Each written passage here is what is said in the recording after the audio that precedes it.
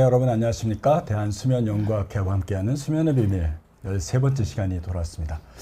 나이가 들면은 많은 분들이 건강에 대해서 걱정이 되게 많습니다. 뇌에 대한 질환 중에 치매, 파킨슨에 대한 걱정이 너무나 많습니다. 다른 병은 안 걸려도 내가 치매하고 파킨슨 안 걸리겠다고 하는 생각들을 많이 갖고 계시는데요. 그래서 치매와 파킨슨을 알 수 있는 여러 가지 진단법들에 대한 요구가 많고요. 최근에는 뭐 뇌 영상을 찍거나 또 인지검사를 하거나 이런 걸 통해서 파킨슨을 미리 알려는 노력들이 많이 진행되고 있습니다. 그런데 우리가 파킨슨 외에나 치매를 예측할 수 있는 몇 가지 질병이 또 다른 질병이 있는데요. 그중에 수면장애 중에 렘수면 행동장애라고 하는 이런 병이 나타나면 앞으로 5년 후, 10년 후, 15년 후에 파킨슨병과 또는 치매가 동반되고 나타날 가능성이 꽤 높다라는 연구 결과들이 최근에 보고가 되고 있습니다. 그래서 오늘은 렘수면 행동장애가 과연 무엇이고 또 왜 이 병이 자다가 잠꼬대하면서 행동이 나타나는 이 행동장애가 나타나면 치매와 파킨슨이 발생하게 되는지 조금 알아보고자 합니다. 오늘 이 방송을 위해서 중앙대학교 병원 신경과에 계시는 한수연 교수님 반갑습니다. 중앙대학교 병원 신경과의 한수연이라고 합니다. 뇌전증하고 이제 수면 분야에서 이제 있고요. 다양한 이제 수면 환자들에 대해서 이제 환자를 보고 그리고 이제 연구를 하고 이제 그러고 있습니다. 네. 저는 오늘 방송을 진행하는 대한수면연구학회 부회장을 맡고 있는 강동 경희대병원 신경과의 신원철입니다. 여러분들 끝까지 집중해 주시기 바랍니다. 렘수면 행동장애 오늘에 대해서 방송을 이런 식으로 진행할 겁니다. 뭐 병이 무엇이고 왜 생기고 진단, 합병증, 또 오늘 주제인 파킨슨과 치매를 왜 일으키는가, 그리고 이런 렘수면 행동장애를 치료를 우리가 어떻게 할 것인가에 대한 내용으로 순서를 진행하도록 하겠습니다. 렘수면 행동장애 얼마나 생길까요? 전체 인구의 약 2%에서 생긴다고 하니까요. 꽤 많습니다. 이게 노인들이 아니라 전체 인구니까 꽤 많습니다. 파킨슨병이 전체 인구 1%이라고 하는데 그보다 훨씬 더 많죠. 그러니까 이 중에 꽤 많은 사람들이 생기면 파킨슨 넘어가니까 전체 인구의 2%고 또 나이 드신 분들에서는 훨씬 더 많을 수 있습니다. 오늘 렘수면 행동장애에 대해서 한수연 교수님께서 좀 자세히 설명을 해주시겠습니다. 일단은 이제 렘수면 행동장애란 무엇인지 이제 말씀을 드리자면, 그러니까 이런 분들이 이제 종종 이제 외래로 많이 오시거든요. 그러니까 잠을 자는데 잠꼬대를 많이 하고 꿈을 많이 꾸고 잠꼬대를 하면서 이제 소리도 지르고 웃기도 하고 옆 사람을 치기도 하고 본인이 이제 꿈꾸고 있는 내용을 그대로 행동으로 옮겨서 그걸로 인해서 옆 사람한테 이제 상처를 입히기도 하고 본인도 다치기도 하고 이제 그런 경우가 종종 있어요. 그래서 본인이 이제 그 심각성을 인지하고 이제 찾아오시는 경우도 많이 있는데, 또 어떤 많은 경우에는 이제 배우자분이라든지 옆에 같이 주무시는 분들께서 모시고 오시는 경우가 이제 많이 있습니다. 네. 보다 보면은 이제 그 꿈 내용을 알 정도예요. 이제 본인이 이제 축구를 하는지 발로 뻥 차면서 이제 벽을 치기도 하고 옆 사람을 치기도 하고, 보통은 이제 싸우는 내용이라든지 아니면 쫓기는 꿈이라든지 어떤 공격적인 내용이 많이 있는 그런 이제 꿈을 많이 꾸게 되는데, 그런 분들 옆에서 이제 조금 깨우면 그래도 비교적 잘 깨워져요. 그리고는 자기가 이제 무슨 꿈을 꿨다라고 이제 잘 기억을 하기도 하고요. 뭐 다음날 자고 일어났을 땐 그 꿈 내용을 기억하지 못할 수도 있지만 어쨌거나 그래도 잘 각성을 하고 그 꿈 내용을 생생하게 잘 기억하는 경우가 많이 있는 거죠. 그래서 이제 이런 경우 우리가 렘수면 행동장애를 의심을 해야 되는데요. 그 렘수면 행동장애 말이 이제 조금 길고 어려울 수도 있어요. 렘수면 행동장애, 그러니까 렘수면에 나타나는 행동장애라는 뜻인데, 렘수면이 무엇이냐 이제 많이 아시는 분들도 많이 있으실 텐데요. 수면이라고 하면 잠을 자게 되면은 처음에는 이제 비렘수면 1단계, 2단계, 3단계, 그 다음에 이제 렘수면으로 가게 되거든요. 그게 이제 한 사이클이 이제 하룻밤 동안 4-5번 정도 이제 반복이 된다고 보시면 되는데, 이 렘수면이 하는 일은 비렘수면이 하는 일이 약간 다릅니다. 이제 비렘수면 동안에는 에너지를 보존한다든지 뭐 체내 항상성을 유지하고 면역력을 증가시키는 그런 이제 역할을 하게 된다면, 이 렘수면 동안에는 정신 활동이 굉장히 활발하게 일어나서 꿈을 굉장히 많이 꿉니다. 그래서 요 렘수면 동안에 기억을 공고하게 하기도 하고 이제 감정을 조절하기도 하고 정신 활동이 활발하게 일어나다 보니까 렘수면 동안에 꿈을 굉장히 많이 꾸게 되는 거죠. 근데 꿈을 꾼다고 해서 우리가 그거를 이제 행동을 하지는 않잖아요. 근데 렘수면 행동장애는 그 이제 우리가 보통 이제 렘수면 동안 꿈을 꾸더라도 우리 뇌는 그 행동하지 않도록 이제 억제해주는 기능이 있어요. 근데 그게 어느 부분이 이제 손상이 된 경우에 꿈 내용을 그대로 이제 행동으로 옮겨서 잠꼬대도 하는 거고, 그리고 이제 행동도 하고 막 팔을 휘두르거나 웃거나 고함치거나 발길질을 하거나 그런 이상 행동들을 하는 거 우리가 렘수면 행동장애라고 하는 거죠. 그래서 이런 경우는 이제 약간 그 어르신들 조금 이제 연령이 이제 있으신 분들한테 많이 생기게 되는데 50대 이후에 많이 생기고 60세 이상에서는 노인 중에 1%면 상당히 적지 않은 비율이거든요. 그리고 남성의 비중이 80% 정도로 꽤 높은 남자가요? 더라고요. 네. 네. 그러면 이제 몇 가지 좀 확인할 게 있네요. 우리가 잠꼬대는 아이들도 있고 남녀노소를 막론하고 누구나 잠꼬대를 하지 않습니까? 특히 아이들 뭐 또 스트레스 받은 날, 맞아요. 많이 뛰어놓은 날 잠꼬대도 하고, 어떤 경우는 대화도 할 정도로 잠꼬대 하는데, 맞아요. 잠꼬대하고 렘수면 행동장애는 어떻게 차이가 나나요? 잠꼬대는 이제 그냥 잠꼬대라고 하게 되면은 이제 그거는 이제 렘수면 행동장애라고 하는 거는 렘수면 동안 나타나는 그런 이제 렘수면의 이제 그 근육을 억제하는 기능이 소실되면서 나타나는 그런 행동장애라고 볼 수가 있겠고, 그냥 잠꼬대라고 하면 다양한 것들을 이제 다 얘기를 할 수가 있거든요. 비렘 사건 수면에서도 이제 야경증이라든지 혼동각성이 일어나면서 이제 잠꼬대가 일어날 수가 있는 거고, 그리고 이제 어떠한 이제 행동이라기 그 수면부 초반부에도 잘 생길 수가 있고, 이런 거 이제 잠꼬대는 일반적으로 이제 얘기를 할 수가 있는데, 이 렘수면 행동장애라고 하는 건 이제 퇴행성 뇌질환에서 생기는 그런 이제 질환이라고 할 수가 있습니다. 그러니까 잠꼬대는 자다가 말을 하고 뭐 대화를 하듯이 말을 하기도 하고 욕을 하기도 하지만 행동이 동반되지 않는 경우를 말하는 경우, 이런 데는 비렘수면 때도 나타나고 나타나기 때문에 누구나 어린 아이들 남녀노소를 분간하고 말을 하는 경우만 갖고는 렘수면 행동장애로 얘기하지 않습니다. 또 지금 잠깐 말씀하신 대로 목류병이라든지 야경증처럼 자다가 깜짝 놀라서 막 두근거리고 울고 불고 이렇게 하는 아이들한테 많이 나타나는 경우는 행동은 나타나는데 본인이 꿈을 기억하지 못해요. 그 비렘수면 중에 깊은 수면에 있다 나타나는 현상이라서. 그런데 렘수면 행동장애는 꿈도 일부 기억하지만 옆에서 보면 저렇게 뭐 어떤 꿈 꾸는지 알 정도로 막 욕하고 발길질하고 손이 움직임이 동반되는, 잠꼬대에 움직임이 동반되는 경우를 얘기합니다. 또 하나 차이가 있죠. 이게 시간이 짧습니다. 렘수면이 굉장히 얕은 잠이라서 한 3분을 잘 안 넘어갑니다. 그러니까 이런 경험이 있는 가족들 보면 소리를 버럭 지르거나 흔들어 깨우면 금방 깨어나요. 그래갖고 왜 그러냐고 막 이럴 정도로. 그래서 하지만 목류병인 경우는 아무리 흔들어 깨워도 잘 못 깨어나는 경우가 있기 때문에 그런 차이가 있어서 방송 보시면서 잠꼬대 한다고 렘수면 행동장애가 아니라 잠꼬대 하면서 그 잠에서 나타나는 행동을 나타나는데 그게 짧게 나타나는 경우, 이럴 때만 얘기하는 거니까요. 오해하지 않으셨으면 좋겠습니다. 단순 잠꼬대를 가지고 이렇게 렘수면 행동장애라고 미리 이제 걱정을 하거나 그러실 필요는 없고, 꿈은 누구나 많이 꾸고요. 또 이제 스트레스 받거나 그럼 그날은 꿈 되게 많이 꾸고 그러거든요. 그래서 이게 병원에 오시면 아까 말한 대로 부인이 남편을 잡고 오는데 화가 나고 오세요. 왜냐하면 맞았거든요, 자다가. 근데 남편은 아무것도 기억을 못해요. 이런 병이고 나이 들어서 나타나는 병이라고 할 수 있겠습니다. 자, 그래서 그러면 렘수면 행동장애를 지금 그 한수영 교수님이 많은 걸 얘기해 주셨는데 조금 더 깊이 들어가 보겠습니다.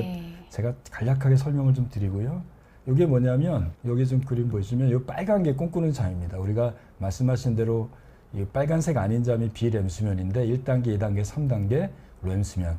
그래서 잠에 한 사이클이 90분 간격으로 4번에서 6번 돌아가기 때문에 한 8시간 자는데 빨간색이 뒤쪽으로 갈수록 많죠.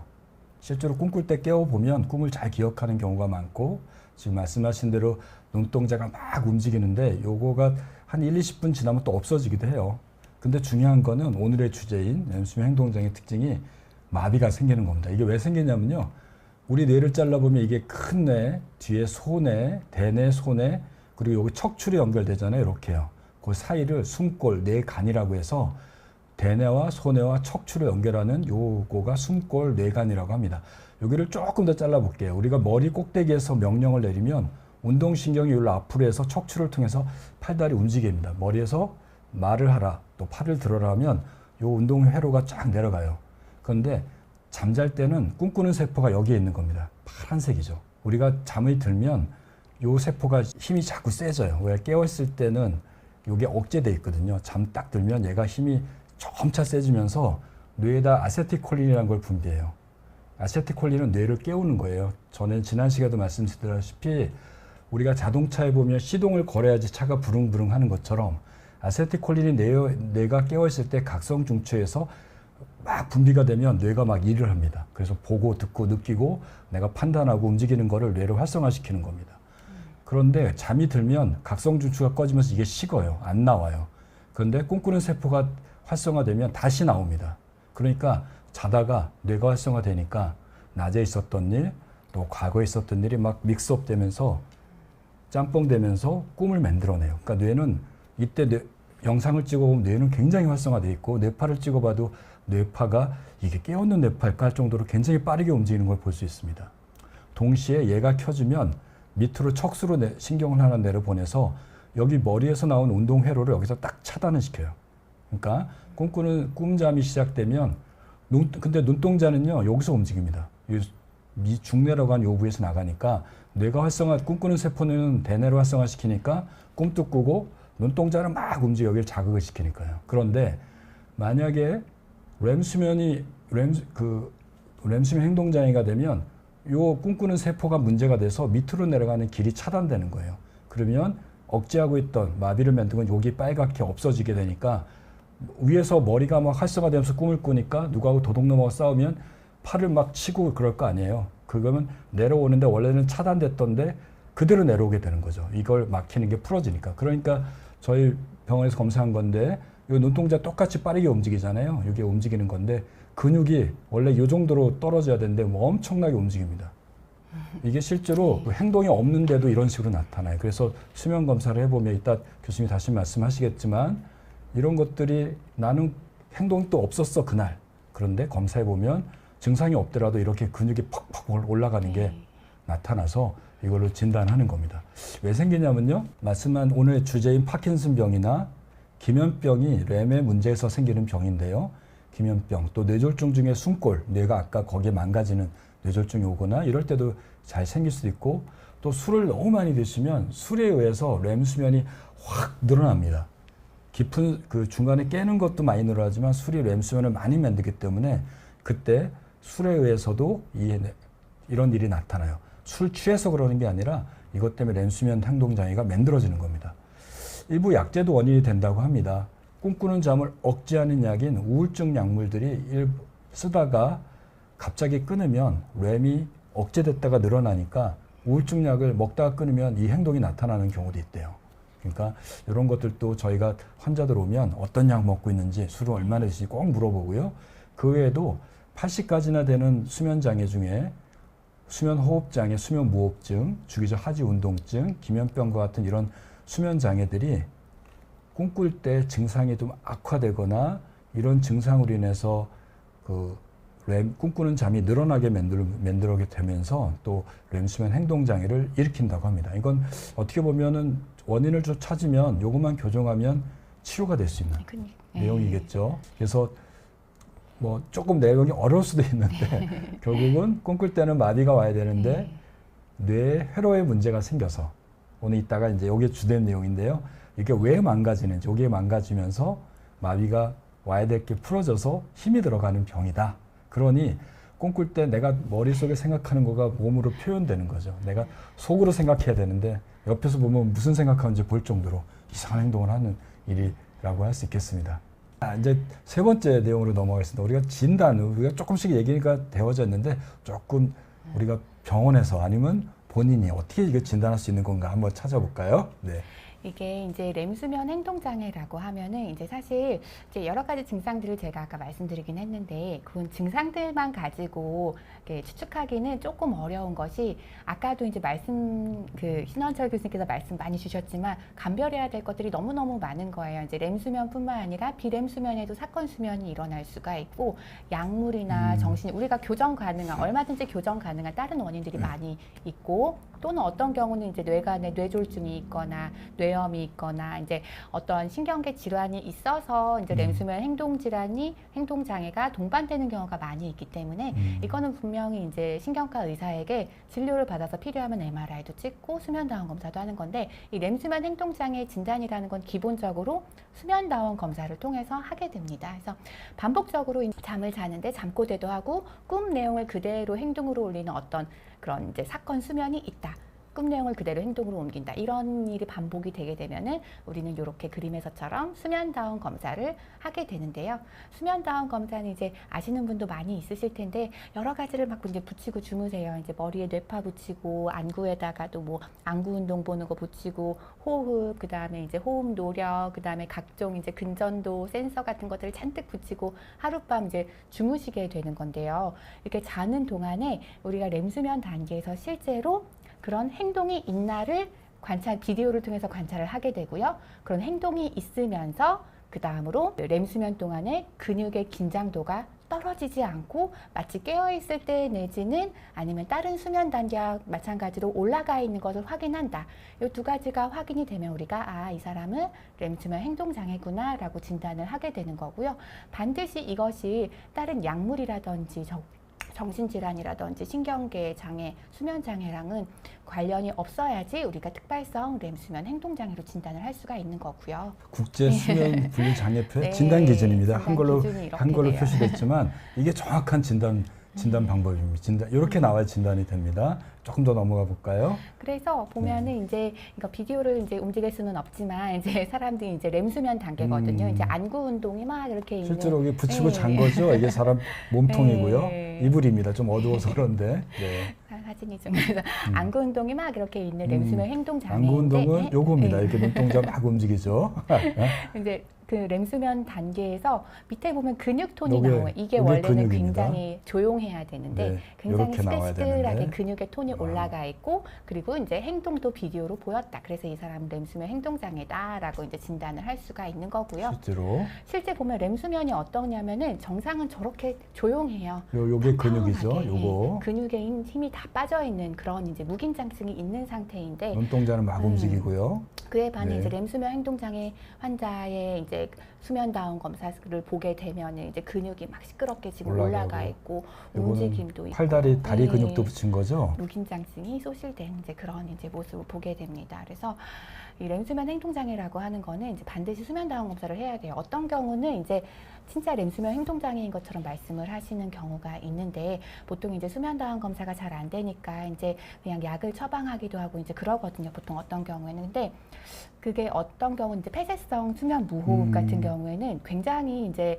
무호흡이 심하기 때문에 이제 자꾸 깨는 거예요. 네. 자꾸 각성 상태가 되면서 이 각성 상태 동안에 괜히 헛소리도 하게 되고 막 이제 어떤 이상 행동을 하게 되는데 그게 마치 렘수면 행동장애처럼 보이니까 그냥 약만 먹었다가는 이 렘수면 행동장애가 아니기 맞습니다. 때문에 호흡이 더 악화되고 무호흡이 더 악화되는 이제 그런 일이 이제 생길 수가 있어요. 그래서 요거는 반드시 지레 짐작하고 난 이걸 거야라고 절대 이렇게 어디서 처방받거나 그러시지 마시고 꼭 이제 검사를 하고서 그리고 진단을 받은 다음에 약을 드셔야 됩니다. 이런 경우는. 수행동 장애는 실제로 아까 말씀드린 대로 꿈꾸는 걸 행동으로 표현되는 증상을 말해서 그것만 갖고도 어느 정도는 예상을 할 수 있습니다. 근데 한 교수님이 말씀하신 대로 수면 검사를 하는 이유는 이렇게 꿈꾸는 잠일 때 실제로 근육이 움직이는지 진단을 위한 목적도 있고 또 말씀하신 대로 다양한 수면 장애가 특히 꿈꾸는 잠일 때 무호흡 근긴장에 근육에 마비가 오니까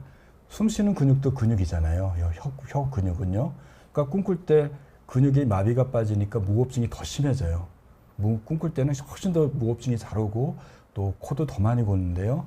그런 경우에 숨이 안 쉬니까 뇌가 갑자기 깨요. 근데 뇌는 꿈꾸다가 호흡 때문에 깬 거니까 그때는 잠꼬대를 하는 것처럼 소리도 지를 수 있고 뇌가 깨어나면서 완전히 깨지 않으니까 행동이 나타나게 돼서 2차적으로 다른 병 때문에 생기는 수면 장애를 감별하기 위해서 수면 검사를 합니다.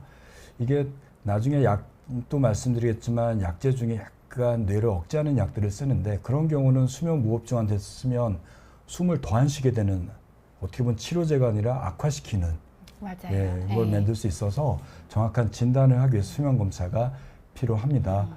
예, 그래서 이렇게 병원에서는 증상을 보고 또 잘 맞춰보고 다른 요인이 있는지 없는지 원인을 찾기 위해서 수면 검사를 할 수 있고, 또 이거 없더라도 임상적으로 막 판단해도 진단을 하는 것도 국제적으로 또 허용되는 진단법이니까 어떤 정확하게 알게 수면 검사할 수 있지만 증상 갖고도 어느 정도 유추할 수 있는 부분도 좀 있습니다. 합병증은 간단한 거라서 이게 지금 말씀하신 대로 다칠 수 있는 겁니다. 외상이 제일 큰 문제예요. 꿈 행동을 표출하는데 누구하고 뭐 춤을 추거나 어디 여행을 가면서 좋은 뭐 그림을 보거나 이러면 안 움직일 거예요. 아니면 뭐 손만 이렇게 흔든다든지 카메라 찍는 이렇게 흉내만 낼 텐데, 대부분 이게 남들이 알 정도의 행동은 누구하고 싸우는 꿈, 다투는 꿈, 쫓기는 꿈, 도둑놈 때려잡는 꿈 이런 거거든요. 또 젊었을 때 전쟁 나서 군대 가서 뭐 훈련을 받는 꿈, 이런 꿈들이다 보니까 대개는 과격합니다. 뭐 벽을 치기도 하고 또 침대에서 떨어지기도 하고 주변에 있는 물건을 집어냅다 던지기도 하고, 그래서 어떤 분은 창문을 깨트려요. 그리고 너무 세게 쳐서 와이프의 얼굴을 쳐서 제가 본 환자 중에 얼굴뼈 골절도 봤습니다. 네, 골절되신 분. 네, 벽을 쳐서 손이 부러지기도 하고요. 아까 만 대로 떨어지는 경우가 있어서 여기 아마 이거 한수연 선생님이 주신 건데 뼈 골절 사진도 있고 여기 뇌출혈 넘어지니까 이렇게 다치는 경우가 많고, 본인도 다치지만 같이 자는 분들이 많이 다쳐서 뭐 꽤 연구에 따라 다르지만 30%, 70%가 다치기 때문에 요즘에는 이런 이유로 각방 쓰는 분들이 많습니다. 각방 쓰는데 그러다 보니까 환자는 계속 이런 일이 벌어지고 또 진단이 늦어지는 경우도 있어서 가끔은 그래도 문 좀 열어놓으시고 옆방에서 그 부인이나 남편이 그래도 잘 자는지 한번 같이 체크해 주시는 것도 좋지 않을까 합니다. 자고 일어나면 이제 멍이 들어 있다던가, 네, 그렇죠. 그 꿈 내용 기억 못하는 경우도 있거든요. 혼자 자는 분들은 특히 더 그렇습니다. 멍 들어 있는 걸 좀 확인을 좀 하셔야. 예, 오늘은 여기까지 요 얘기에서 넘어가고 조금 넘어있어. 오늘 진짜 주제 얘기를 좀 하면서 이게 제일 궁금해하실 오늘 이게 것 핵심입니다. 같기는 오늘 해요. 자, 네. 한수영 교수님이 준비해 주셨는데 왼수면 행동 장애는 파킨슨과 치매를 일으킨다라고 자꾸 방송과 언론에 나오고 있는데 그거의 진실을 좀 파헤쳐 보겠습니다. 네.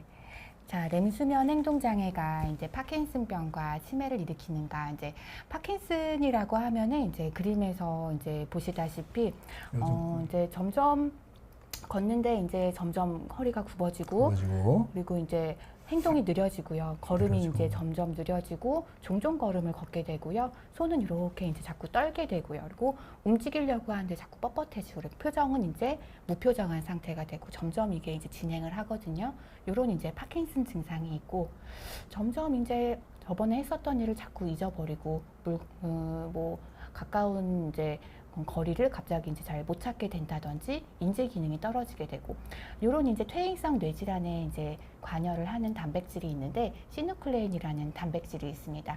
요게 이제 뇌에 침착이 되면서 점점 파킨슨 증상이라든지 치매 증상이라든지 어떤 퇴행성 뇌질환에 의한 생기는 증상들이 점점 발현을 하게 되는데, 특발성 렘수면 행동장애가 5년 그 진단을 받고 나서 5년 지난 상태에서 한 35% 정도, 10년 지난 상태에서 한 80% 정도가 이런 시누클레인 병증의, 그러니까 퇴행성 뇌질환의 이제 진행이 되게 되더라. 그래서 실제로 이제 2019년 이거는 이제 보면은 이제 이런 시누클레인 병증에 대한 이제 진행 과정, 그러니까 어떤 파킨슨에 대한 진행 과정을 나타낸 표인데, 이 시누클레인이라고 하는 단백질이 점점 이제 뇌에 침착이 되면서 병증이 나타나게 되는데, 처음에는 뇌 하부, 뇌줄기 쪽에 이제 점점 단백질이 침착이 되면서 이상해, 이게 냄새가 잘 안 맡아지네, 아니면은 앉았다 일어나는데 아찔하게 어지럽고 현기증이 나기도 하고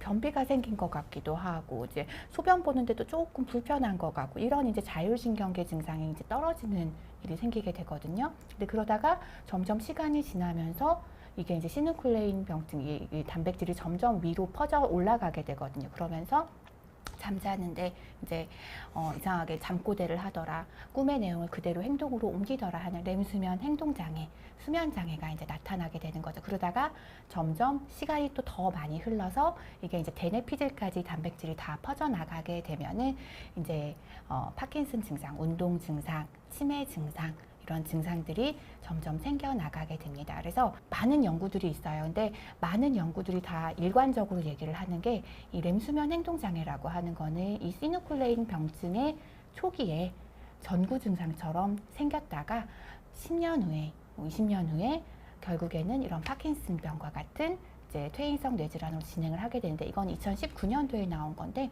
1280명에서 그 12년 지나니까 73.5%가 이렇게 파킨슨병이나 치매로 진행을 하게 되더라. 이런 연구들이 굉장히 많이 있는데 거의 다 이렇게 나왔어요. 대부분이 어떤 연구는 거의 100%였고 어떤 연구는 이제 거의 80% 가까이 이렇게 10년, 15년 후에 진행하는 거를 확인을 할 수가 있었고, 그 다음에 보면은 이런 이제 파킨슨 증상이 생기기 전에 여러 가지 이제 전조 증상들이 있어요. 그 이제 후각이 떨어진다든지 변비가 생긴다든지, 그리고 렘수면 행동장애도 이런 전구 증상, 그러니까 파킨슨을 조금 예고하는, 치매를 예고하는 증상의 하나로 볼 수가 있겠습니다. 그리고 그래서 이런 이제 시누클레인 병증이라고 하는 게 그 다음 거 보면요, 여러 가지 병이 있는데 우리가 잘 알고 있는 파킨슨 병도 시누클레인 병증 중에 하나고, 이제 다계통 위축이라고 해서 이제 비정형적인 이제 파킨슨 증후군이거든요.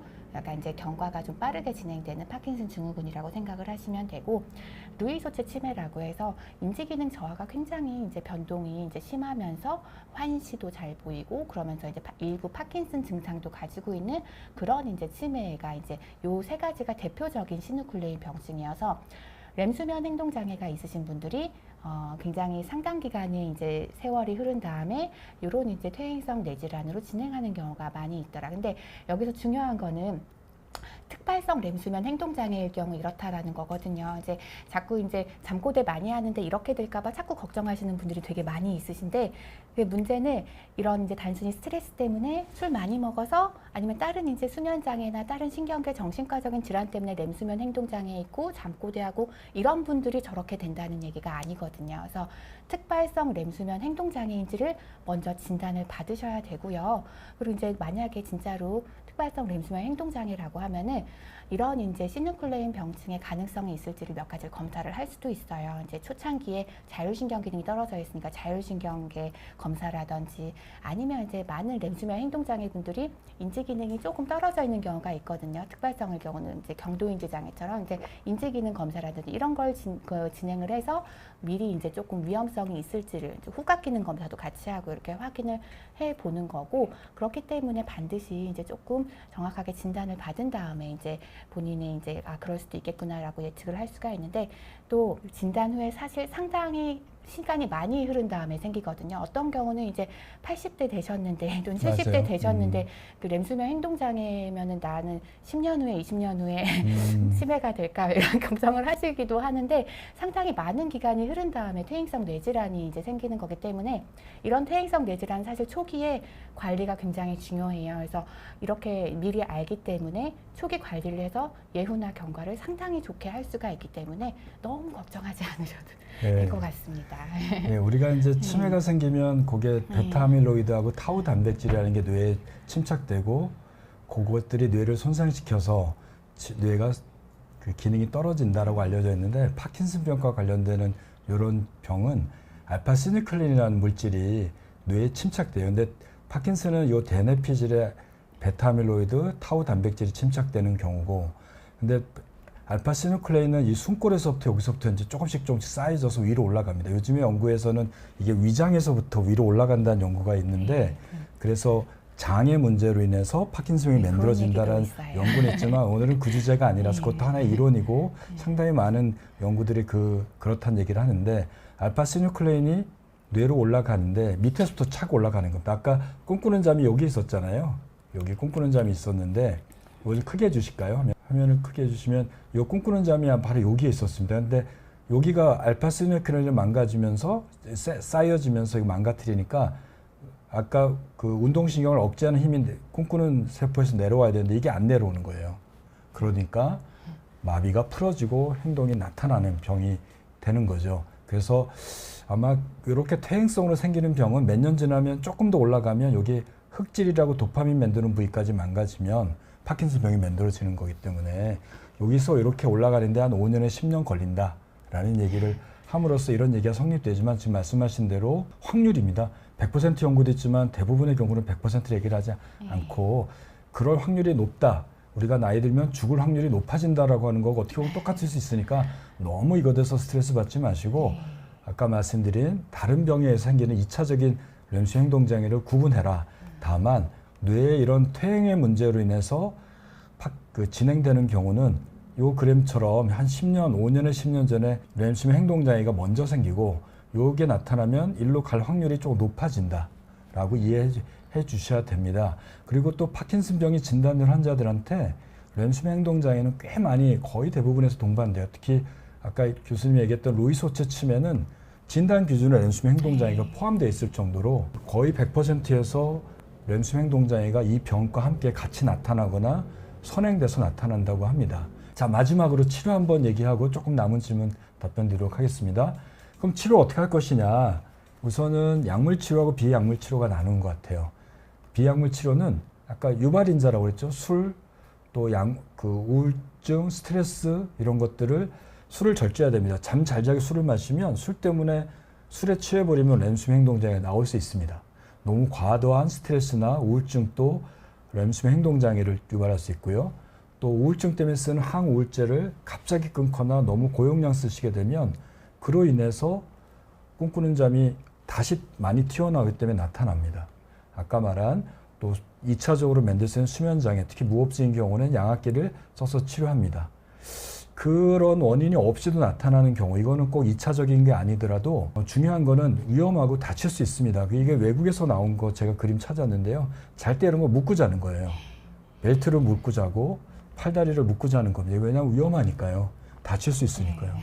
특히 나이 드신 분들이 골절을 생길 경률이 너무 높기 때문에 합니다. 꼭 이런 거를 묶고 자지 않으셔도 잠자는 방에다가 딱딱하고 날카로운 물건을 치우십시오. 손에 가까운데 뭐 딱딱하게 있어서 집어 던질 수 있는 물건은 피하게 하시고 매트리스를 푹신하게 하시고요. 바닥에도 매트리스를 까는 게 좋습니다. 떨어지셔서 안 다치도록 해야 되고요. 그리고 높은 침대보다는 좀 낮은 침대 아니면 그냥 매트만 깔고 자는 것도 괜찮습니다. 이런 증상이 있는 분들은요. 또 창문 같은 거를 깨트릴 수 있기 때문에 창문에 조금 커튼을 쳐서 위험한 거 유리 같은 게 안 깨지도록 하고 또 베개를 활용해서 잠자는 옆에 부분에다가 베개를 놓으면은 움직임이 좀 덜해져요. 베개가 이렇게 바리케이트가 되니까 이게 못 움직이는 걸 좀 막아줘서 베개를 좌우에 끼면 좀 뒤척이다가 일어나시는 거죠. 그래서 이런 것들을 해보시는 거 좋고 병원에서는 사실 약을 씁니다. 이게 뭐 아주 드물게 하는 경우는 약을 안 쓰지만 이게 일주일에 한두 번 이상, 두세 번 이상 또 하나는 드물더라도 다칠 위험이 높으면 우리가 많이 쓰는 멜라토닌이 연구를 해봤더니 조금 효과가 좋았어요.